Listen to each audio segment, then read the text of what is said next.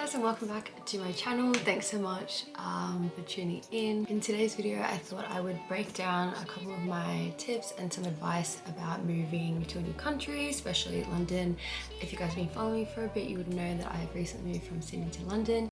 Okay, I'm going through this and it is absolutely killing me the amount of times that I've said this, but I just want to reference, I know London is not a country, I know Sydney's not a country, I know New York's not a country, and I refer to them as countries, but I mean city. And yeah, I've been getting heaps of comments from some of you across my platforms for the past couple of months asking questions and advice on moving. So I know I've done my Q&A, but I'm going to do more of like a personal advice video if you're considering moving or you're planning on moving and sort of things to consider. Quick disclaimer, this is just me talking from my personal experience. Everyone's moving experience will be different and you have to obviously decide if it's right for you, but I can't recommend it enough if you're wanting a change. I think it's worth noting that although I do put out that it seems like it's this really great experience, which for the most part it has been, that it isn't all fun and games, and there are a lot of serious considerations to take mentally, physically, just sort of everything to consider. So I hope that in this video you'll get a little bit more clarity on my sort of general experience so far in the past 8 months or so that I've been here. Alright, so to kick things off, I'm gonna share a couple of things that I think you should maybe consider before moving, especially if it's a solo move. I think the number one thing that I was sort of confronted with is that you have to be comfortable with your own company. When I first moved here, I knew no one other than my sister and her family that I'm living with at the moment. Yeah, it meant that going out, exploring, getting your bearings, it's all completely by yourself, and you have to be comfortable leaving the house by yourself, going places, being the one that's in charge of getting you around, directions, sort of. You have to have that confidence in you to go sit at a cafe by yourself. If it's something that's a bit daunting, it just means that leading up to it, I would highly recommend not surrounding yourself at 24/7 with people and sort of getting used to the fact of, you know, being alone with your thoughts, being alone in a new space. And yeah, just overall just being comfortable, just sort of like being by yourself. It definitely, like making friends is a whole other topic, but it's something that takes time. You can always reach out to people through like Facebook groups and social media and everything beforehand, but for the most part you are sort of like getting your boundaries and getting your bearings by yourself. So I think definitely something worth noting before we kick off the video. Secondly, ideally I would say you want to have stayed or at least visited the country that you're moving to beforehand. I fortunately had already come to London before moving here, and I've always said that after London, I think New York would be the next place I want to live, and I've never actually been there before, but that was always just like this concept that I had in my head that like, oh, New York is the next step after London for me. And after recently going to New York for the first time, I had a bit of a rude shock in sort of how I actually felt being in the country. I was constantly on edge, even though I was with my boyfriend for a lot of the time, but when I first got there, I was quite almost like scared and intimidated, a completely new experience. So I think if I was to be moving to London or anywhere blindly, it would just bring up a whole bunch of unnecessary emotions. So I think I cannot recommend enough traveling and visiting the place before you move there. And I know sometimes that might not be possible if you're moving for a job or uni or whatever, but definitely do your research on it and don't take everything that you see, maybe social media, make it out to be. I think London is a really great place, but for a major part of the year it is quite gloomy. Seasonal depression is very real here, and it's not something that people necessarily share and talk about on their social media because they want it to be this like happy fun place, which is what it should be, but it's also not a realistic idea of what the country and this place that you might be moving to is. Don't take what you see other people post and like maybe some YouTubers or whoever that you follow, don't take it for face value. I would recommend trying to experience it for yourself before making a decision on moving. Okay, so the first part is going to be about setting up your life. I'm going to be speaking personally on my experience about moving from Sydney to London, but this applies obviously for anywhere that you may be moving. Maybe just the brands or the companies that I'm mentioning may be slightly different that helped me through the move, but obviously you've got to do your own research. But this is just sort of like my basic sort of tips and advice to give you if you're considering moving. So first of all, before you move, go through all of your subscriptions, your accounts, everything that has a two-step verification, and that includes your mobile number, and deactivate it immediately unless you're bringing over your SIM card with you and you are going to be using that for a couple of months. because things just sort of creep up on you that it becomes an absolute nightmare if you get locked out of your account. So for example, when I first moved here, I couldn't access any of my Medicare, any of my government, sort of Australian government programs or banking even, because it was all locked to like a verification through my phone number. And I got rid of my Australian phone number when I moved here because I knew I was moving, and I just rushed into getting a SIM card, which I would probably recommend holding off for a month or two and just copying the like however much your provider charges per day. That is probably like the biggest thing that I wish that I could go back and tell myself, because it became such a headache. Like everything I was locked out of, and even now I'm still finding that I'm locked out of things. So that is sort of my number one tip, is sort of be aware of what you've linked your phone number to and how easy it is to change that. Number two is, I know for New South Wales, you're on a voting registry. I assume it's the same thing all the way across Australia, but remove yourself from that, otherwise you might receive a fine. I'm pretty sure you can do that online just through your local council website. From memory, I think that's where I did it. Number three is setting up your bank. So you can do that now from Australia. You no longer have to be within the country to set up a bank. It's super easy with online banking.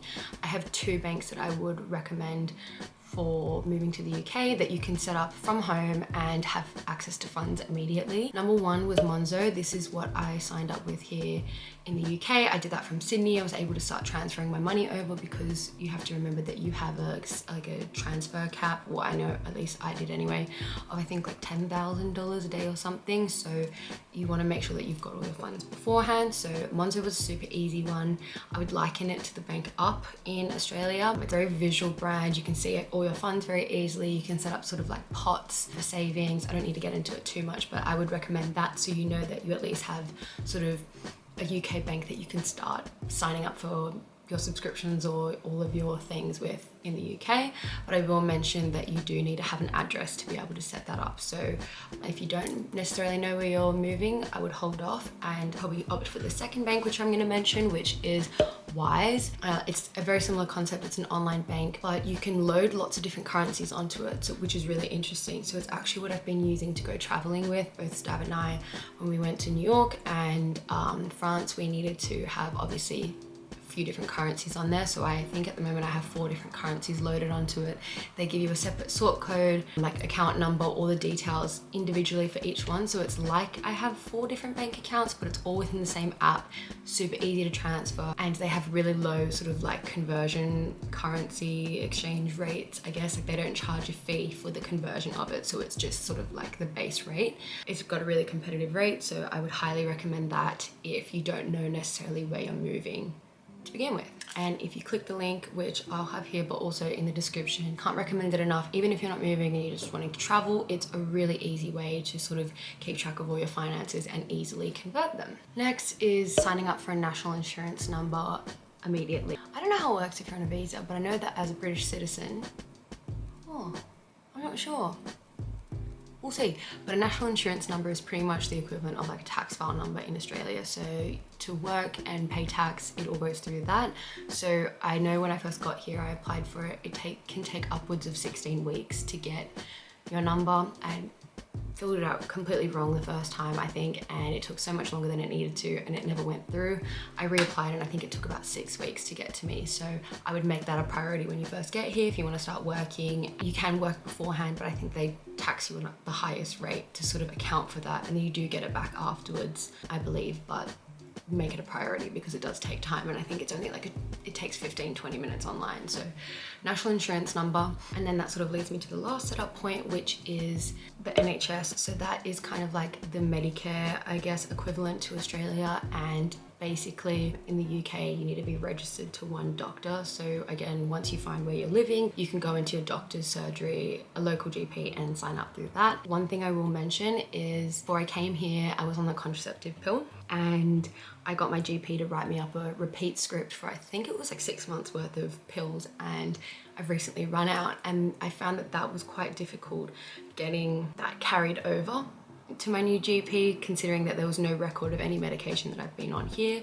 So I guess that goes for any medication that you're on, ongoing medication. Get copies of scripts, get transcripts from your doctors, get everything before you go, because I tried calling from here and I wasn't able to easily get it. So I had to go through the whole process of getting a referral from my GP again. But one thing I will say is really interesting is that the NHS actually subsidizes all of the contraceptive pills, so it's completely free. So when I went to pick it up the other day, they handed it to me, and I think in Sydney I was paying like $27 for like a 3-month box. So small win, but definitely get all your medical history so you can bring it over with you, because that was something that I found was a little bit challenging in sort of getting up to date. But yes. Okay, so my next point is going to be about where to move. Moving, areas to live in.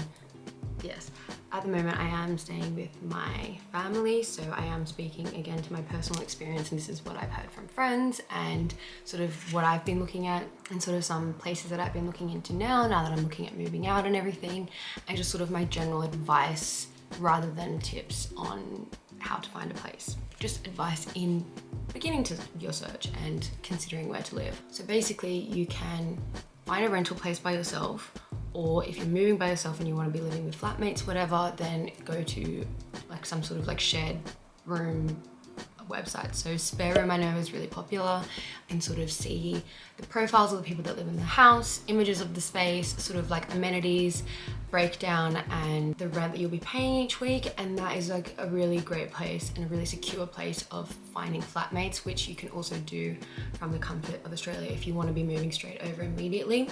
So I think there's 2 different options. I will say that if you are looking on like rental sites such as these, it's a lot more competitive and it's a lot harder to get approved, because I guess like you're doing the application yourself, and without any real rental history in the UK, it can be quite challenging, especially as an international student, if you are a student.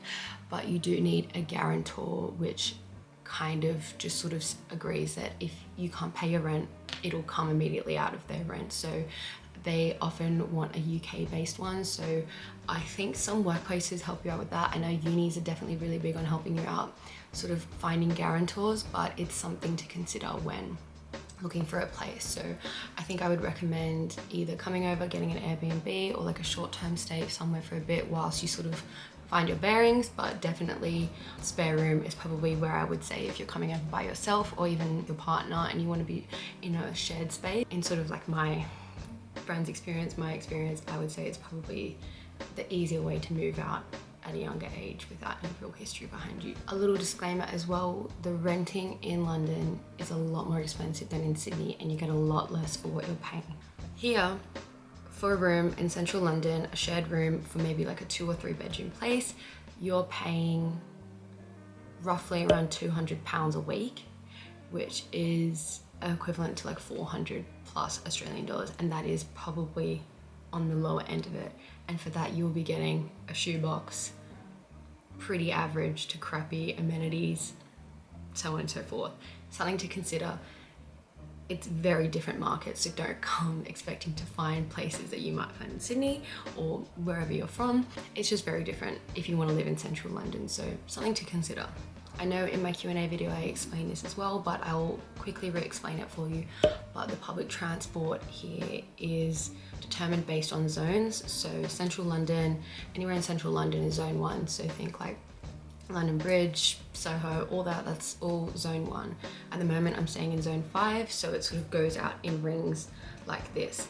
The further out you are, obviously the longer it takes to get into central London, but the more it costs. So for me, like the daily cap is like £13.50, which is 26 Australian dollars. So every day if I'm going in and out of London, it's costing me $26, which, you know, adds up. If I go in 5-6 times a week, you do the maths, it's an expensive little journey in. However, you will get a nicer place, potentially, and more space for a cheaper price the further you are out. So it's something to consider. I'll also say with the zones as well, typically, I'm just saying typically, you can't really go around. You have to go into central London and then back out if you want to go somewhere. So say if I'm down here, central is here, and I want to get up here, you can't easily by public transport just go there. You have to go into central and then a route out, so it kind of all sort of stems out from central London, and it's just another thing to consider if you're maybe looking at jobs. Look at the train lines first. So that brings me to my next point. If you know where you're going to uni, if you know where you're going to study, work, whatever, look at the tube lines around you. Alright, and that leads me to my next point is if you haven't got a job lined up before, or you don't know what uni you're going to, or if you're just coming over literally just to sort of figure it out when you're here, then I would say look into different areas that may sort of typically house most businesses. So I know that like Canary Wharf definitely has like a sort of demographic of jobs there, and then very different to Soho, and again accessibility to them is completely different. So sort of do a little bit of research into sort of maybe similar roles that are being advertised and what areas they typically land in, and let that sort of be a guide as well, because although London is seemingly quite small, central London, it's kind of about 40 to 45 minutes anywhere in central London, so something to consider. That leads me on to my next point is getting around. So something to consider if you live in Sydney and you own a car, or if you have access to a car. London does not operate on cars. I would say most people here don't have one, especially youth sort of under the age of 25. It is so unbelievably expensive to have one on the road, to drive into central London, to sort of park anywhere. It is just, I thought that maybe when I moved here I might get one, but it's actually, for my age and sort of what I'll be using it for, it is just absolutely not worth it. And especially if you're planning on sort of operating mainly in central London, then there is just absolutely no point, in my personal opinion, unless of course you need it for work, like if you're going to real estate or sales or whatever. I would say don't probably rely on the idea of having a car here. Public transport is going to be your best friend, but it'll also be your worst enemy, because London Tube and London like Rail love to do strikes, and obviously they have their reasoning, but at the end of the day it makes things really challenging and borderline impossible at times to get anywhere. So I know that some days we've had literally cancelled at uni because there's been tube strikes and you just can't get anywhere. So something to consider. It's a time thing to consider as well. If you are living further out and you are wanting to find a place in more central London, you have to counter in the hour plus that it might take you in peak hour to get there. Also, if you know you're working maybe later and you're wanting to go into the service industry and work in a bar or something that maybe finishes anywhere from about 11:30 p.m. onwards, accessibility by public transport is quite limited. Although recently they've just reopened like the night tube operating, rail services and buses are obviously quite limited. So from where I am, there is no way for me to get back past, I think it's 12:50 from central London, other than the night bus, which takes about an hour and a half and I have to walk 30 minutes. So consider sort of what role you're going into. And now that I am sort of looking at moving more into central London, it sort of opens my opportunities for jobs that I can consider, because I know I can get back safely. So yeah, another thing, Ubers are quite hard to get if you live further out. It is not in their best interest to drive out of central London. They'll just cancel and it makes it quite challenging to get home. I know that if I've been out on a night out, I have to stop drinking. I mean, I don't have to, it's a choice I make, but it's a conscious choice. I stop drinking a couple hours before I know I want to be home, and I try to schedule an Uber to come around the time I want to leave, and I don't usually leave it much later than like 2 because they cancel. It's taken me upwards of 2 hours sometimes to get a booking for an Uber. So don't rely on that, don't rely on cars. Sort of, I would make an informed decision about where you'll be living and what kind of job you'll be sort of hoping to get into based on public transport options. Another thing which I found really interesting is if you are a student, I know in Sydney, like Opal cards, you get rewarded as a student, it's a discounted rate. It is not the same here in the UK. You have access to it. You can buy a travel card, a travel pass as a student, which I think is 30% like discounted travel. However, you do have to buy them in bulk ahead of time. So you might buy a 7-day pass, a month, a year, and then you get the discounted rate. You don't just get it like Opal card when you tap in and tap out each time. It doesn't automatically discount, so you will be paying the full adult fare unless you pre-purchase season tickets, which is again another cost that you have to consider, because that can be upwards of about £1,000 at a time. So another really fun thing to consider. The TFL and I have this love-hate relationship. I can't stand the way that they operate, but it's the only way that I can operate. So the next thing I'm going to talk about is like food and groceries. Quality of fresh fruit here is so different to Australia. Sort of my rule of thumb: purchase fresh produce from nicer places and then stock up on your tinned and packaged things elsewhere. The quality of the food you'll be getting is better, it'll last longer, and it's also better for you. If you think about it, something's been imported from Chile, like how long is it taking to get there? How long is it taking to go through all of the like processing and handling? What preservatives have had to be added to it, and what additives has it had to be added to it to make it still fresh for you to purchase there and then. It's a really small consideration, but someone I was talking to here in the UK did sort of bring my awareness to it. It's something you wouldn't really consider, but I don't know, it's just something worth noting anyway.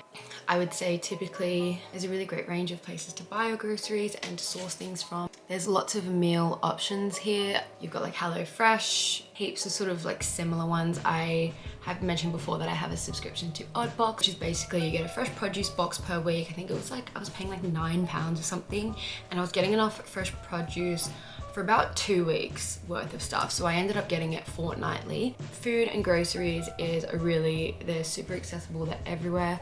It varies heaps where you go to shop in cost. Like obviously your Whole Foods is going to be a more expensive option, but something like M&S versus Tesco, you're getting very similar packaged things, if not the same, and the cost is very different. So I would say prioritize fruit and vegetable from like a nicer supplier, and then your sort of more like stock standard things just get from Tesco's.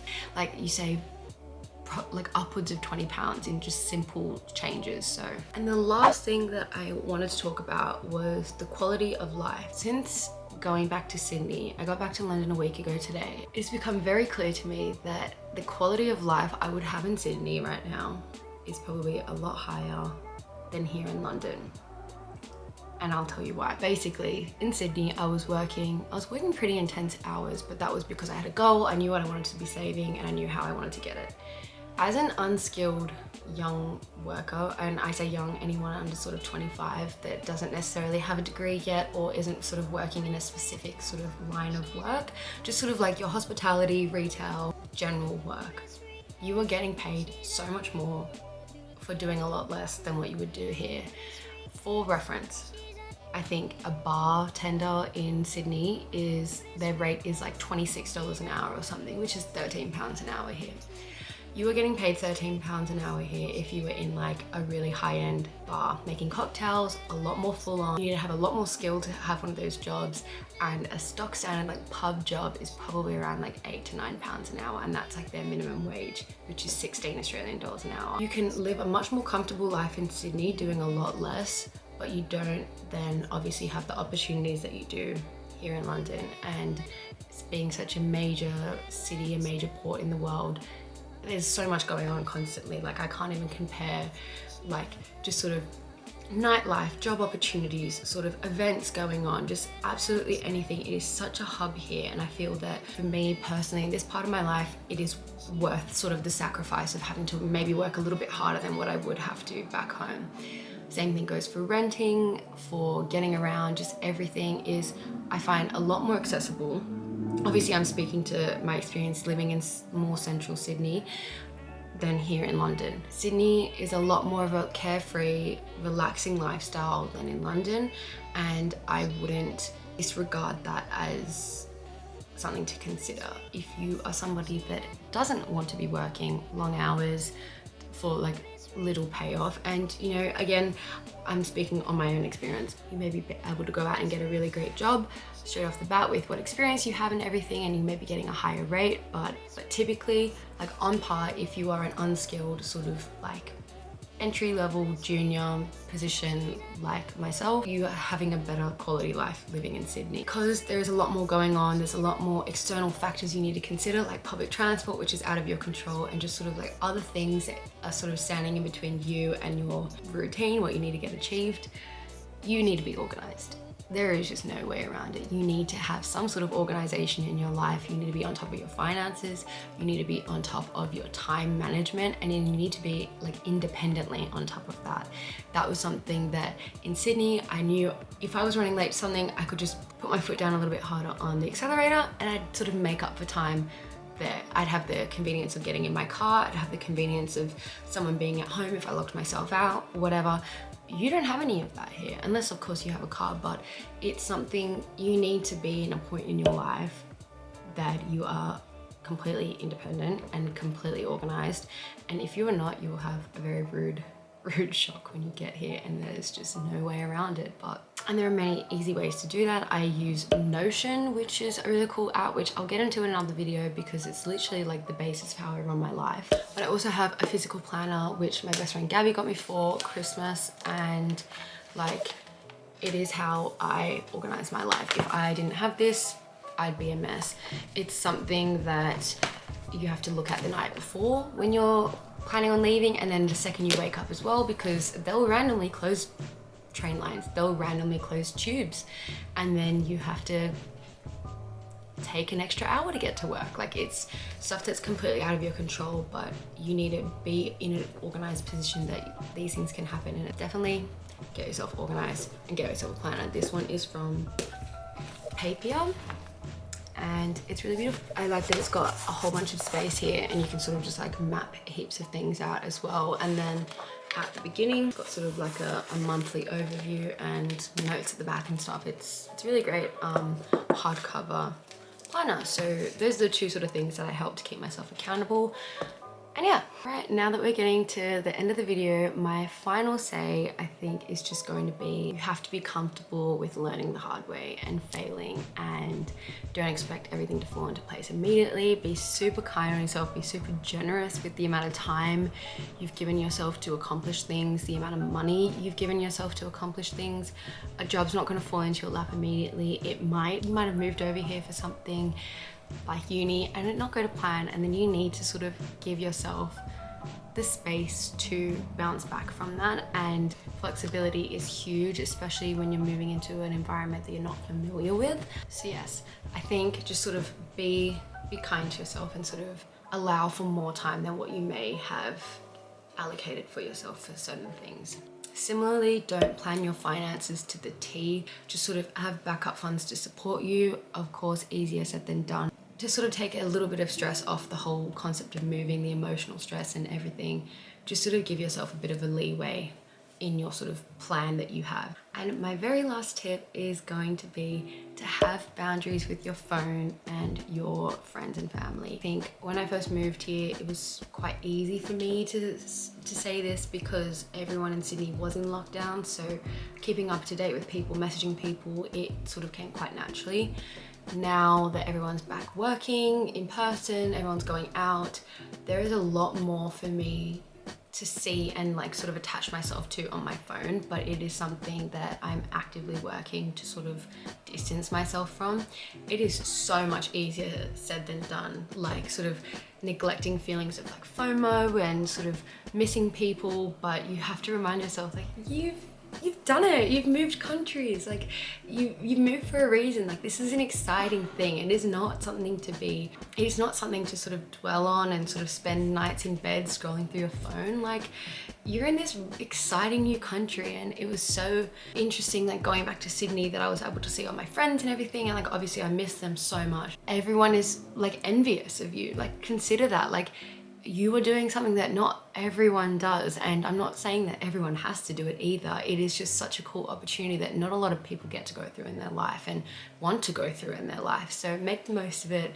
Remind yourself why you're here. I'm super big into journaling and gratitude, you guys know that, and sort of remind yourself every day of how grateful you are to be here, and where you were 6 months ago, and how much you were waiting for this moment. Don't get held up on your phone. Don't get held up that, oh, I didn't get to go to that party, or maybe there's a wedding or baby shower or something. Like, these things happen, they're gonna happen anyway. And if it's super important to you, you'll find a way to go back and you'll find a way to sort of mediate with that. But at the end of the day, make the most of being here, make the most of your new life.